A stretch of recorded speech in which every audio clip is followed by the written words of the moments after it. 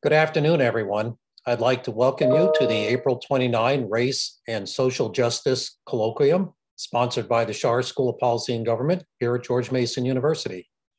Today, our speaker is Dr. Colloquia L. Brown-Dean, who is Professor of Political Science at Quinnipiac University. Her talk is entitled Protesting Vulnerability, Race and Pandemic Politics. Dr. Brown-Dean is, again, Professor of Political Science, but also Senior Director for Inclusive Excellence at Quinnipiac. And her scholarship centers on the importance of identity in shaping access to democracy, justice, and representation, with a particular emphasis on voting rights, civic engagement, and the politics of punishment. She received her PhD in political science from The Ohio State University and Bachelor of Arts in Government from the University of Virginia. And she is a Virginia native, by the way. Her book, Identity Politics in the United States, with Polity Press in 2019, traces the confluence of public policy, law, and institutional design in structuring contemporary political divisions. Her newest book project, Protesting Vulnerability, Race and Pandemic Politics, is under contract with Cambridge University Press to be co-written with Professor Ray Block Jr. of Pennsylvania State University. And she is also co-author of a Joint Center for Political and Economic Studies report on the contemporary status of voting rights in the United States that was presented during the 50th anniversary of the Bloody Sunday March in Selma, Alabama. Dr. Brown-Dean is a highly sought after political analyst. I've seen her many times, by the way, and commentator whose work has appeared in, over 400 media outlets, including the New York Times, Wall Street Journal. The list goes on, actually. She hosts a new radio show and podcast entitled Disrupted for Connecticut Public Radio, and she is featured in the documentaries The Color of Justice and also Extinction. Diverse Magazine recently named her one of the 25 most influential women in higher education. So feel free to ask questions in the question box or in the chat. Our guest will address these questions after the talk. So please join me in welcoming Professor Brown-Dean to George Mason University and to the Schar School. Colloquia, thank you for coming. Thank you so much, Mark. Thanks for having me. And thanks to those of you who are able to attend today. I know at this point in the semester, often the last thing we want to do is be on one more Zoom, and yet we are here together. So thank you so much for your time. My work as a political scientist is actually about figuring out how do we make the democratic experience more meaningful and more accessible.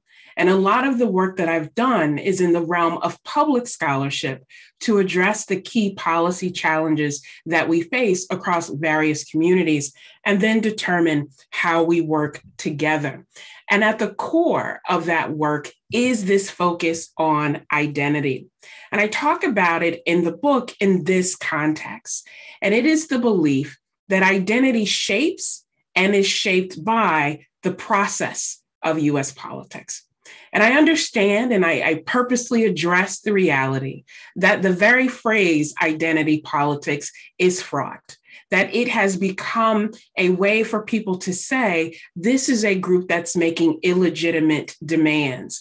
Or as James Carville will say, this is an outcome, a manifestation of woke culture. And what I argue in the book and in my work is that everything that we see in American politics and public policy is about a battle over identity. And so identity politics plays out when professional athletes decide to take a knee to protest injustice, and yet their intent is questioned, or the meaning of that is questioned.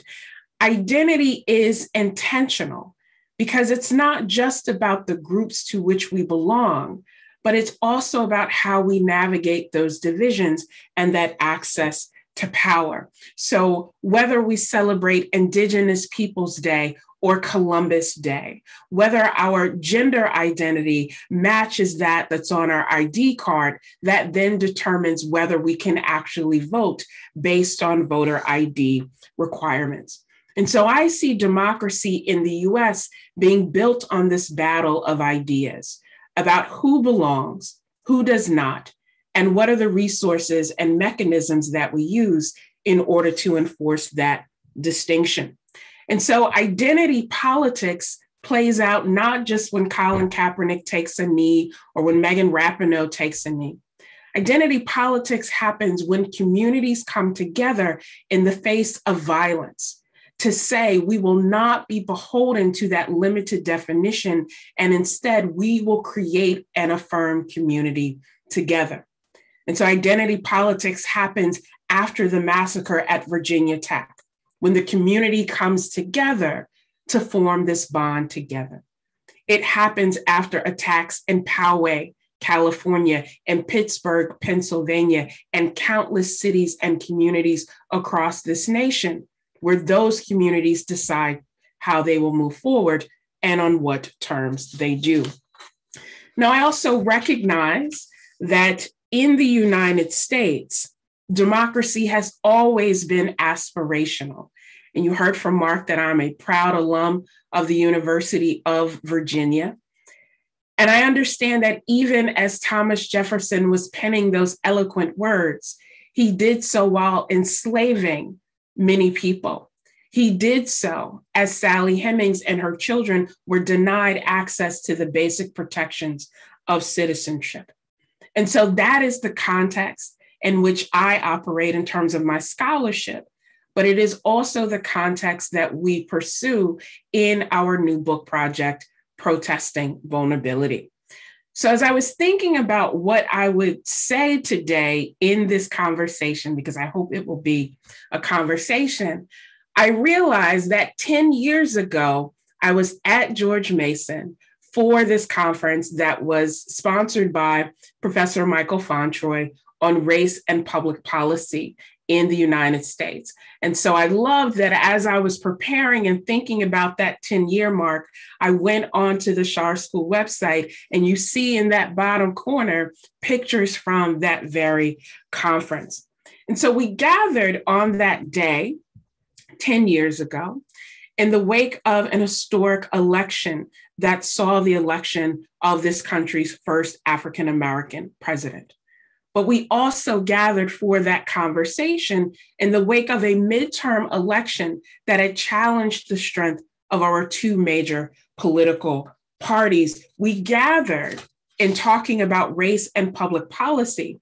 And in formulating my comments on that day, I talked about what Martin Luther King Jr. called the fierce urgency of now.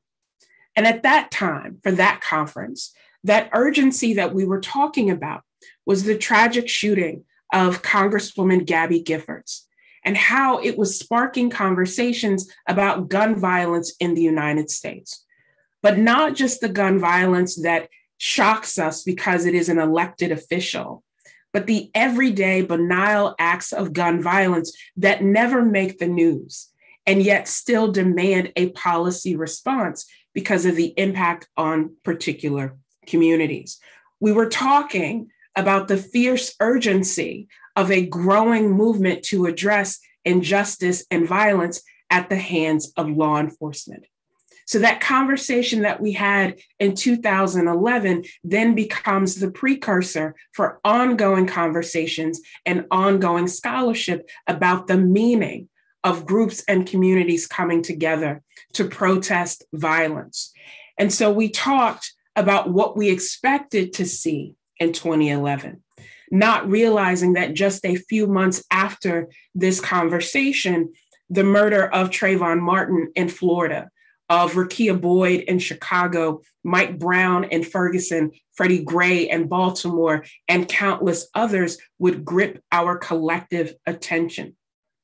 We could not have predicted during that conversation in 2011 that the slaughter of 9 innocent people at the Mother Emanuel Church in Charleston, South Carolina, that sacred space of refuge, would raise broader questions about how communities deal with that loss of safety, that loss of innocence, and the continuing feeling of vulnerability.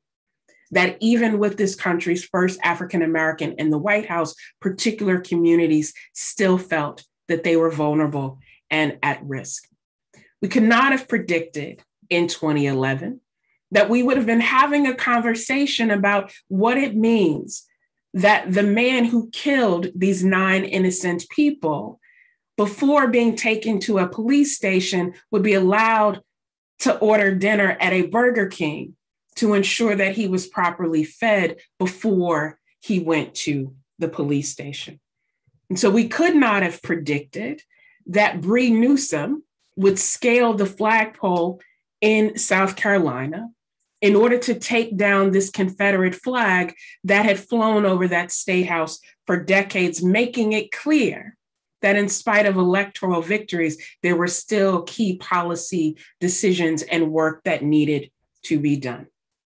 And as you also heard in the introduction, and as I've said before, as a UVA alum, understanding the unique history and legacy of that university, the contradiction and tension within the work and the words of Thomas Jefferson, we could not have predicted that thousands of people would descend upon Charlottesville, including people that you see here on your screen for the Unite the Right rally, bringing together people in khakis and armed with tiki torches, screaming, "We will not be replaced," and chanting blood and soil, the very words used in Nazi Germany to justify the Holocaust. Heather Heyer was killed, and many others were injured. And then there were more attacks in Poway, California, in Pittsburgh, at churches and nightclubs in Florida, Texas, Ohio, Kentucky, and so many more. And so as I think about this conversation today, the phrase that comes to mind is the past is prologue. Because now in 2021, after another contentious presidential election, a violent insurrection at the US Capitol, we continue to grapple with 2 crippling pandemics. COVID-19 that has disproportionately claimed the lives of Black, Brown, and Indigenous people, and racial violence that has taken the lives of Ahmaud Arbery, Breonna Taylor, George Floyd, and Ma'Khia Wright. So within that context of these dual pandemics, both of which have important policy dimensions, that fierce urgency that we talked about back in 2011 is just as important, if not more important now in 2021. And so it also raises this question of how we reason through things that have become politicized, that are often about the policy choices that we make or don't make that lead to these kinds of negative and disparate outcomes. And so a year ago, when everyone was thanking frontline workers and thanking the brave men and women in the health services field and in the medical professions who were trying to keep people safe and healthy, we were not talking enough about frontline workers who worked in grocery stores or home health aides, who are often women of color, often immigrant women, who did not have the privilege or the luxury of social distancing to keep their families safe because they had to care for others. And it is that context then of why we need to address protesting vulnerability in its fullness and not see the uprisings that we witnessed over the last year as tied to any one event or singular event. And so today I want to talk through these 3 major connections. 1, being the past is prologue. 2, federalism matters. And 3, mobilization breeds counter mobilization. So it's hard for me, I can't see people, but if anyone recognizes this photo, if you could put it into the chat.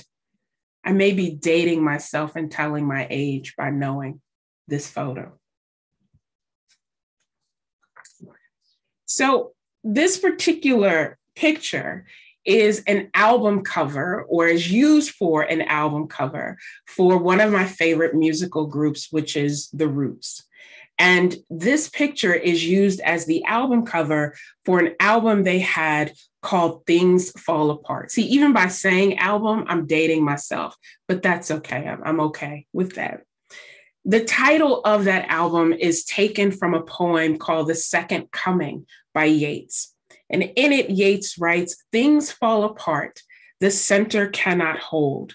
Mere anarchy is loosed upon the world. The blood-dimmed tide is loosed in everywhere. The ceremony of innocence is drowned. The best lack all conviction, while the worst are full of passion and intensity." The photo that is used for the album cover that is inspired by this poem by Yeats is taken after a series of brutal attacks on Black communities in Bedford-Stuyvesant and also in Harlem, New York.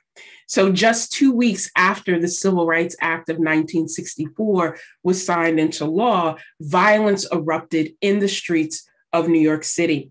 And it lasted for a total of 6 nights.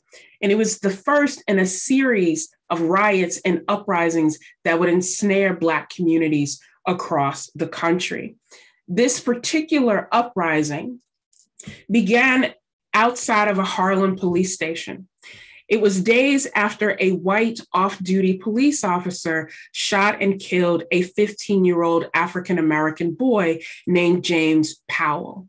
So on July 16th, James Powell was shot and killed by this off-duty officer. It led to 2 days of peaceful protest across the city. But on the third day, as the crowd began to surround the precinct, calling for the officer's arrest, they were met by swinging clubs and by dogs by members of the New York Police Department. And so under a rainfall of bottles and glass that were being thrown from the rooftops above the precinct, gunfire broke out. Police officers rushed the demonstrators and pushed them blocks away from that police station. Because of that, businesses were destroyed. Hundreds of people were arrested and many were savagely beaten. And in the wake of that were many young school children who were left to process that trauma because their schools shut down because of fear of ongoing violence. Those young people were left to figure out how the promises of the Civil Rights Movement and of the Civil Rights Act of 1964 did not protect them from the harm and violence that they were suffering. And so it was that backdrop of people being upset that the focus of the Civil Rights Movement seemed to be exclusively on the South, while not addressing how those tensions were shaping the lives of Blacks in northern cities. I have lived in Connecticut for the better part of 15 years now, and I often refer to it as not the North, but of up South. And I joked with my sisters that here in the North, many of those challenges are the same. It's more like saying, I want to make my sweet tea with maple syrup instead of sugar in order to justify those geographic divides. And so this is the backdrop that leads us in our work to think about how the past is prologue when we talk about these challenges. The month before those violent attacks happened in Harlem and Bedford-Stuyvesant, the bodies of these 3 civil rights workers were found, young men that we now know as Andrew Goodman, James Chaney, and Mickey Schwerner. Their bodies were recovered just a month after those clashes. So they went missing a month before, their bodies were recovered a month after. And we see clashes erupting in New York, in Watts, in St. Louis, and countless other cities as there is a backlash toward these kinds of challenges that are occurring. And one of the things that we notice, not just in the South and Mississippi, but in cities across the United States at the time, is that as legislation is being created to carve out a degree of citizenship for African Americans, and by extension, greater protections for all Americans, we start to see the brutality against these communities increasing. That is why we say mobilization breeds counter mobilization. And so it's against that backdrop that hundreds of young people gather for what was supposed to be a peaceful march in Selma, Alabama. These young people risked being expelled from their universities simply by participating in these peaceful, nonviolent marches and protests. These young people were undeterred by the murders of those 3 civil rights workers and emboldened to continue the fight that they could no longer do. And we also know that the murders of the Reverend Jim Reeb, who was savagely beaten and later died from his injuries, of Medgar Evers and Viola Liuzzo, became a part of this context of people saying, what are we risking? That we can either live and accept this violence and this vulnerability, or we can die fighting it and trying to change it for those yet to come. One of the people that I often talk to my students about, who too often goes unnamed when we talk about civil rights activists and leaders, is Jimmy Lee Jackson. Jimmy Lee Jackson was born and raised in Alabama, was a veteran who fought for democracy abroad, and yet came back home to Alabama and was denied the ability to vote. Jimmy Lee Jackson was shot in the stomach by a state trooper during another nonviolent march in Alabama. He intervened to protect his mother, who had been thrown to the ground by the trooper. And so rather than allowing the trooper to shoot his mother, Jimmy Lee Jackson intervenes and he is shot in the stomach and left to die. There was a hospital very close to the site where he was shot, but because it was identified as a whites-only hospital, he was sent miles away. And as I said, left to die there. Jimmy Lee Jackson becomes this important inspiration for this young man, John Lewis, because John Lewis understood what it meant for Jimmy Lee Jackson to bring this honor to his family as a US veteran and still not have that kind of access. And what I think is so important is we often, exalt John Lewis, especially after his passing last year, without understanding what it meant for him as a very young man to risk so much, not just for himself, but for others. John Lewis said, if it is something that you believe in, if it is something that you want to see happen, you have to be willing to die for it. You have to be willing to know that you may not live to see it to its end. And so the photo that is on my right of John Lewis down on the ground holding his head is a photo that I keep in my office to remind myself, but also to remind my students and anyone I encounter how that struggle for voting rights, the very fact that people were risking their lives to be a part of democracy, inspired John Lewis and inspired John Lewis's peers to do even more.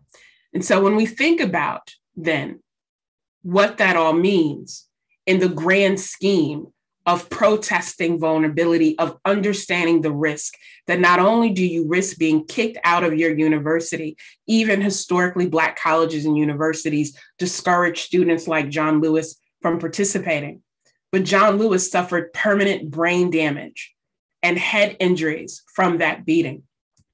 John Lewis's injuries were so severe that he was not expected to make it. And so John Lewis was sent to the local colored hospital to die. John Lewis was on a gurney in a holding area right beside Jimmy Lee Jackson. And so for the weeks that Jimmy Lee Jackson had to lie there suffering from this stomach wound, the expectation was that both he and John Lewis would not survive their injuries. And so this is another picture from a different event that was there. That past being prologue, that mobilization, breeding counter-mobilization, the importance of federalism, of understanding that often when states would not protect or affirm the rights of people, that they had to rely on the federal government brings us back to this initial point of why the past is prologue. That in the face of 2020's election results, the highest voter turnout in modern history in this country, tremendous voter participation for Democrats, for Republicans, for those who are unaffiliated and independent, what we are now witnessing is the counter mobilization of over 500 new bills introduced in state legislatures in order to make it more difficult for groups to be able to vote. And as you see there, that is across the country. It is why hearing President Biden last night in his address talk about the need to protect our sacred right to vote, to truly honor the legacy of John Lewis by signing that act or passing that act so that he can sign it into law, helps us see the connection of why so many underrepresented communities were fighting and protesting over this last year, not just because of the death of George Floyd, but because of the connection to this broader sense of being vulnerable and overlooked. So this is a picture, Mark mentioned in the intro that I co-wrote this report with Professor Ishmael White, Christina Rivers, and Zoli Heinel about the state of voting rights in the United States. And so this picture or pictures are from when we presented our work at the 50th anniversary of the Bloody Sunday March, where we had the opportunity to actually say to Congressman John Lewis, thank you for your service and for your commitment.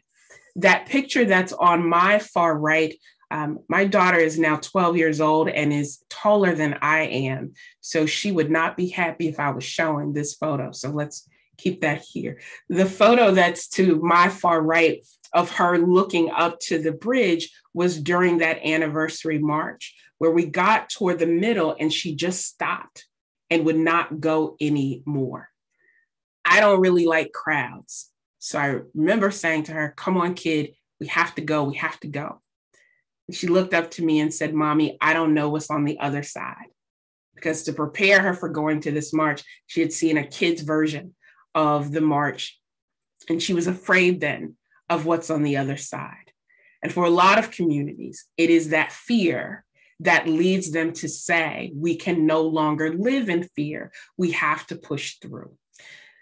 That is why, as Congress is debating the George Floyd Justice in Policing Act, there are numerous communities who are working together to not just lobby for passage of that act, but to better understand how this federal policy can then be a signal for what can or should happen at the state level. The picture that's on my left is of a group of us who have been working to organize various interests and various communities who have concerns about voting rights, criminal justice reform, and what the sense of policy-making decisions can be within that scope. So you see in this picture, Senator Cory Booker of New Jersey, Mr. Lee Merritt, who is the attorney representing the families of George Floyd and Makia Wright and several other families, as well as a hip hop artist named Q-Tip, who is leading an effort of 1,200 celebrities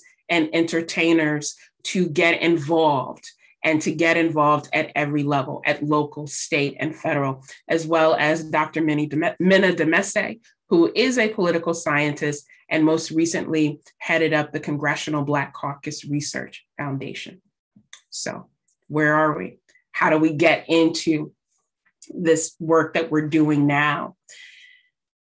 What we know is that over the last 50 years, indeed, we have been able to open up the democratic process. We've been able to elect more people of color to elected office than ever before. And yet, at every level, communities of color remain underrepresented and in many ways underserved.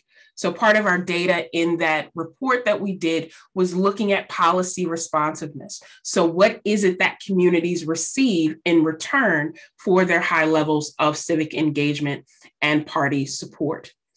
And one of the ways that we see this happening and why we thought it was important to bring it into the context of this work that we're doing and understanding the dimensions that motivate people to make these choices to risk their lives, risk their health in order to demand greater policy challenges is looking at these ongoing issues that bring people into conversation.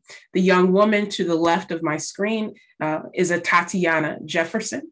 Ms. Jefferson was shot and killed 2 years ago while she was in her home playing video games with her nephew.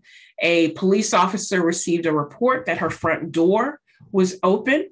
He walked into her backyard, heard a noise inside of the house, and shot through that upper window, killing Ms. Jefferson again as she was there with her nephew playing video games. The young man to the right on my screen is Botham Jean. Mr. Jean was killed in Dallas, Texas, while sitting in his apartment.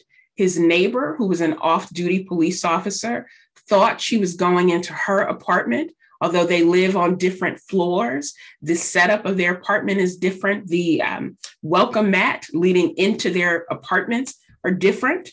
And that officer, off-duty officer, went into Mr. Jean's home, shot and killed him. And although she was convicted, she is now appealing that conviction with the aid of the local law enforcement union. And so for young people who are figuring out their place in this world and in this tradition, for older Americans who believe that all of the things that they taught their children in order to stay safe and in order to be protected from that harm, these kinds of stories and experiences condition people to see their lives and their fates in very different ways. And so this, I think, is important, is to understand how these dual pandemics of COVID-19 and racial injustice, how those disruptions become important, not just as isolated occurrences or those that only affect singular individuals, but part of looking at the systematic exclusion of the lived experiences of people for whom society has determined are less worthy. And so that is true for Black, Brown, and Indigenous communities who disproportionately die from COVID-19, yet still struggle to get access to vaccines that can help them protect themselves and be alive. It is true for Asian American communities who face this increased acts of violence and bias after our former president used his bully pulpit to promote stereotypes and ignorance. And it has become clear that this is not about isolated events, but instead is about a question of vulnerability. And so my colleague Ray Block Jr. and I are completing this book manuscript called Protesting Vulnerability, Race and Pandemic Politics.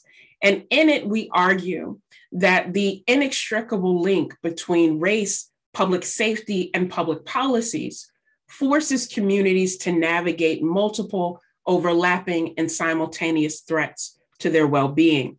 So the disproportionate impact of COVID-19, coupled with our increased awareness and attention to police violence, is yet another manifestation of state-sanctioned violence against Black people in the United States. We draw inspiration for this work from Ruthie Wilson Gilmore, who reminds us that racism exploits communities who are vulnerable to premature death. And so whether that death is the result of a global pandemic, whether it is heightened mental health challenges and trauma, or the callous indifference to a man begging for his life for 9 minutes and 27 seconds.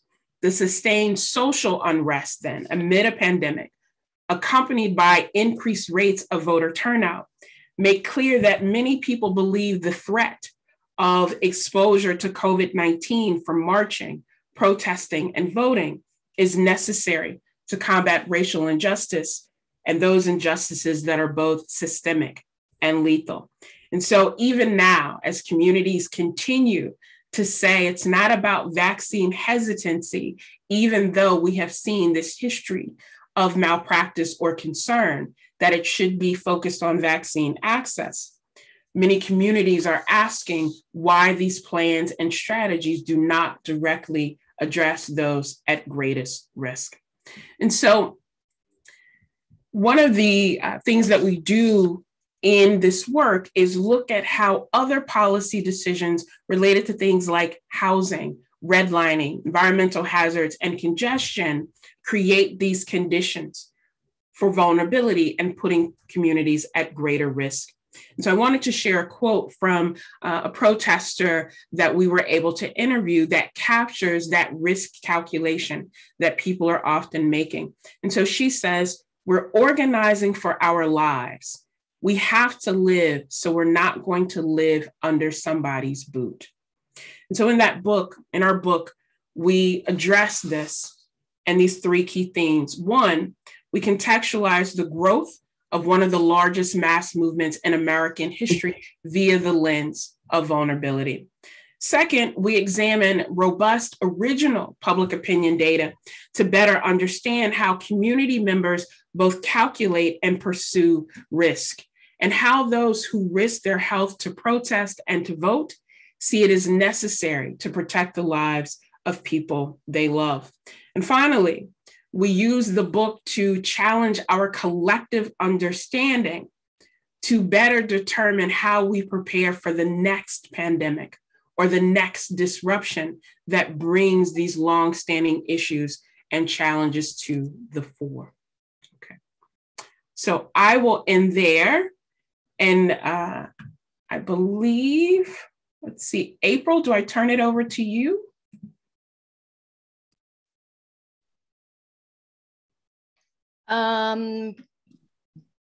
April, it's okay.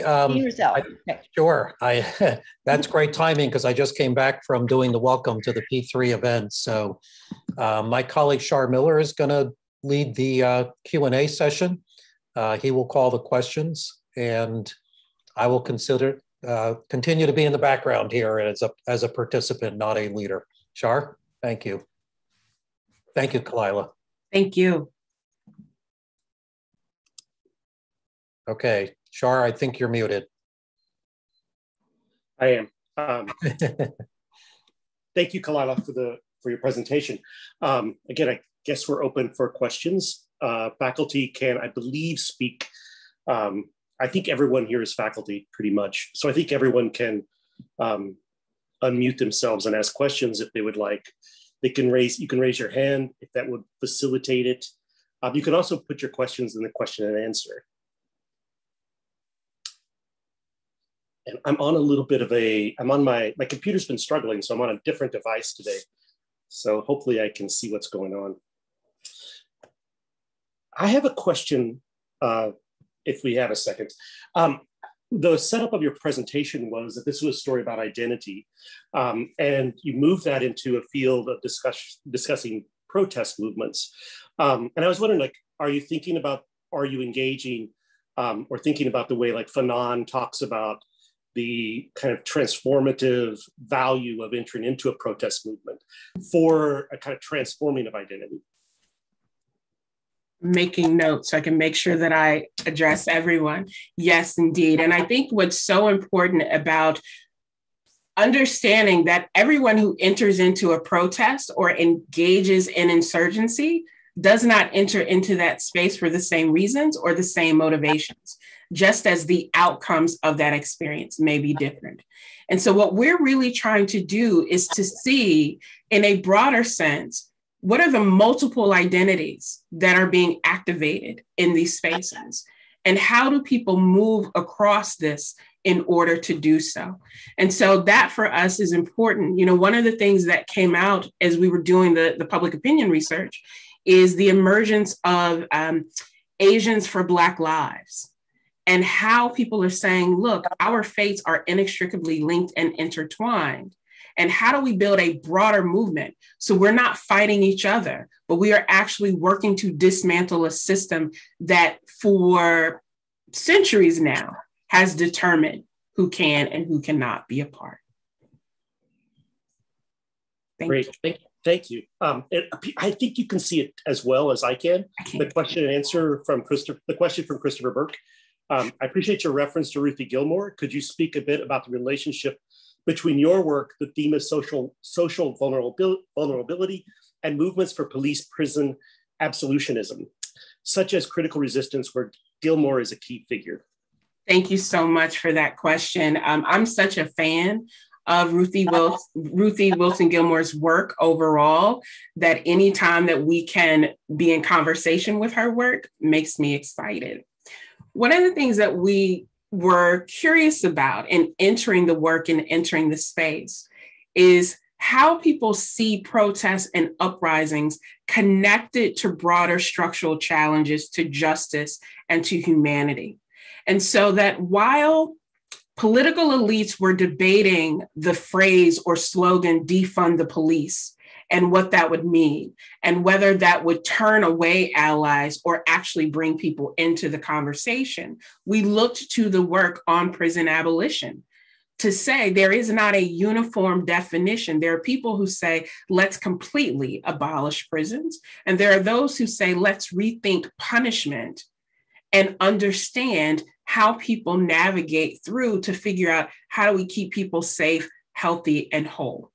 And that, I think, is very much embedded as these protests and uprisings were happening as well, of people saying, there is no reason why someone who is in the middle of a mental health crisis should not be able to walk away from that crisis or risk their lives, or why a family member has to make the difficult choice. Do I call and get help for this loved one, or do I make the risk of that could have this negative outcome, and how we see that working into the broader goal of abolition? I think as well, one of the things that we wanted to explore in the work is that basic question of what does safety look like? What does safety feel like, and for whom? And what are the policy options that we have and that people are saying at the grassroots level we need to pursue in order to make that a reality?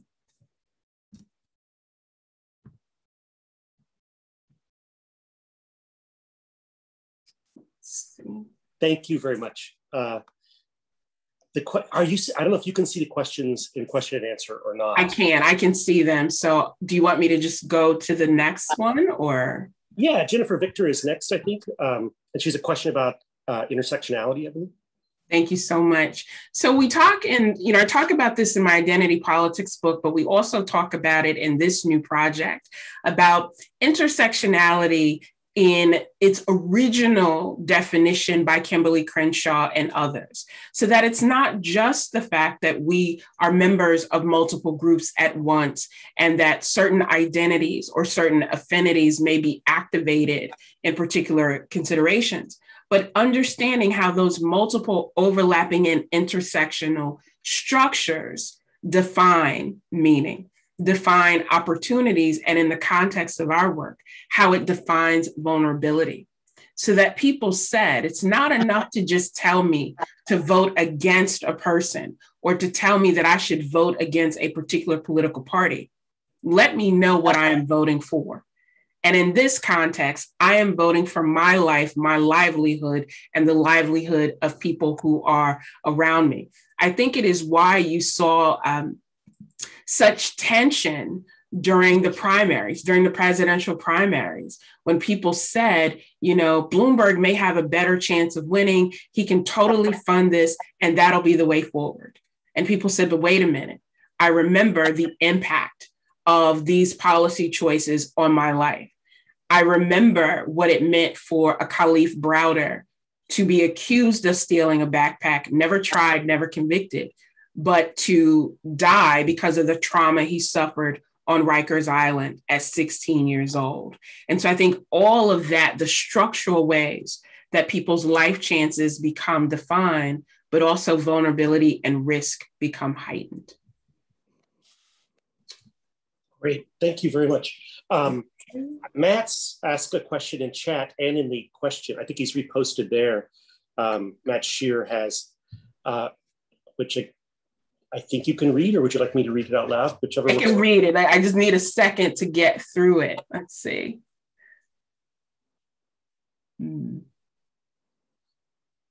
Thank you. Thank you for that, Matt. So I wanted to make sure that I got to all of the points. Identity politics, this is how I think of it, and this is how we see it in the work. Identity politics is about recognition. It is about affirming people's right to identify their path, their humanity on their own terms. But mere recognition is not enough. If we stop there at the recognition piece, then that's not what the Combahee Collective was talking about. It was about, now that you, as James Baldwin would say, now that you call a thing, you have to be compelled to take action so that the resources that communities need in order to be affirmed, in order to pursue their best interests on their terms, has to come with an understanding of what that means. And one way that I've been thinking about it lately is when President Biden talked about gun violence in the US and how the prevalence of gun violence has become a genocide level instance in the US, then the natural question always has to be, now that we have identified it this way, what do we do to address that? It's not enough to just say there was a genocide in Rwanda without compelling the United States to take action to do that. And that's what I think when we think about identity, it's not just about, here in Connecticut, in New Haven last summer, we had violent physical clashes between people who wanted to remove the Columbus statue from the center of New Haven and those who said, no, we need to keep it up. And so those who wanted the statue to stay said, we feel like we're being erased. We feel like our heritage, our identity, our imprint in this country is being erased. And then you had others who said, you don't want your identity to be erased, but you do it by denying mine. And that's the kind of clash that is about access to resources and power, and not just, do I recognize your existence? Thank you. Let's see. Jeremy Mayer's question kind of follows up on that pretty closely, I think. It totally does. Let's see. Thank you so much for that question, Jeremy. So one of the things that, the work that we've been doing to understand the different policy challenges and the intersection of that around voting rights, but also around justice. Senator Scott has been one of the people who's been very much behind the scenes trying to work to make the Justice in Policing Act move forward. I disagree with some of his takes on the new voting rights measures that have been introduced in particular states. And this is why, because I always ask the question, why now, right? Is this an actual problem, or is this a solution that is in search of a problem? And I will say as well, Jeremy, I served as expert witness on the voting rights case in the state of Georgia to understand historically what is the fight for voting rights look like, and how have new policies that been adopted in order to address that. I think that if overall we say voting is sacred, voting should be protected, and it is a sacred right that we need to protect, then I think the first step would be to actually enshrine it into the Constitution. Because as we know, we don't have an affirmative constitutional right to vote, which automatically raises concerns when states are taking steps and efforts in order to make it more difficult for people to access. Let's see. Thank you for that. The question about federalism. My students laugh at me because I say my favorite concept in political science is federalism. One of the ways that we see this in terms of the movements for justice and the actions that have been taken toward that is that traditionally for many underrepresented communities, they relied on the federal government as a backstop or as a way to protect them when their local and state officials refused to do so or were hostile toward their ability to do so. And so we saw that in the 1960s when states like Mississippi were telling people, in order to register to vote, you have to tell us how many bubbles are in a bar of soap or how many jelly beans are in a jar. And so they looked to the federal government. They also looked to the courts in order to protect those rights and protect that access. what has happened in the movements for social justice over the last 4.5 years is that they have felt that the federal government has been indifferent at best, hostile at worst toward those efforts and to those actions. And so that notion of when you are a community who is aggrieved or is suffering and that vulnerability is heightened, where do you go for redress? One current example that I would say has really sparked that conversation are the announcements that happened yesterday about federal investigations that will be held for Kentucky, for Minneapolis Police Department, federal investigation in North Carolina and other places as well. So that as people are saying, we are struggling and we are dying here at the local and state level, can having that federal intervention and federal oversight actually produce different outcomes? And that is whether we are talking about acts of police violence or we are talking about the protection of voting rights for many communities. Let's see. Did I answer? I think you covered it all. Yeah, I don't see any questions in the question and answer or in the chat that you haven't addressed. Thank you very much. And it's so I'll hand it back over to, again, thank you very much, Dr. Brown, Dean. I'll hand you over to Dean Rozelle. Thank you very much. Thank you so much. Great. Thank you, Shar. Thank everybody for your good questions. I thought it was a really fine conversation. So Kalila, thank you for doing this for us. I know it's your last day of class there at Quinnipiac, and this is a really busy time of the semester for everyone. So everybody is zoomed out at this point at the end of the semester, looking forward to a little break this summer, but you brought together a lot of the Shar community. So there was a lot of interest in what you were presenting. So we had you here 10 years ago. 10 years is a bit too long between visits. I hope we can have you come back much sooner than that. You know, I look forward to it. And hopefully we can have an in-person conversation and not via Zoom, but thank you so very much. Yeah, you know, when you come down to Virginia next time, since it's your real home, stop in Northern Virginia on the way and say hello. We can all get together for lunch and maybe do a little colloquium or something at George Mason, if you like, in person and get to see each other. That'd be wonderful. All my in-laws are in Woodbridge and Alexandria. So thank you so very much. Oh, okay. So it's an even deeper connection. So, well, thank everybody for attending. Good luck with finals, right? And with the rest of the semester. And we will see you at the next Shar School Colloquium. Thank you, everyone. All right. Be well. Thank you.